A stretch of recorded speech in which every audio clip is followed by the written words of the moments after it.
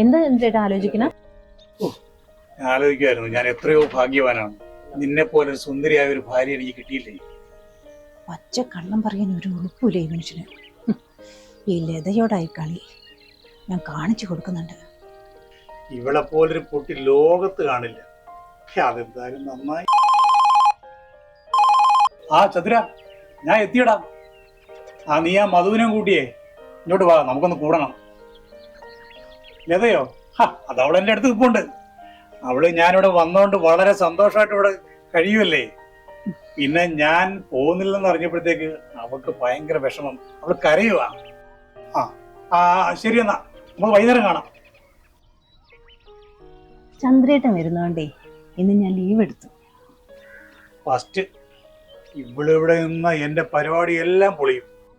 ആ രേണുകയാണ് ഇപ്പൊ വിളിക്കുകയും ചെയ്യും. രേണുകയാണല്ലോ, ഗൾഫിൽ നിന്നാ. ഹലോ, ഞാൻ ഇവിടെ സുഖമായിട്ടെത്തി, കുഴപ്പമൊന്നുമില്ലായിരുന്നു. ഹലോ, കേൾക്കാൻ വയ്യ, റേഞ്ചിന്റെ പ്രശ്നമുണ്ട് കേട്ടോ ഇവിടെ. ഞാനൊന്ന് അകത്തോട്ട് പോട്ടെ.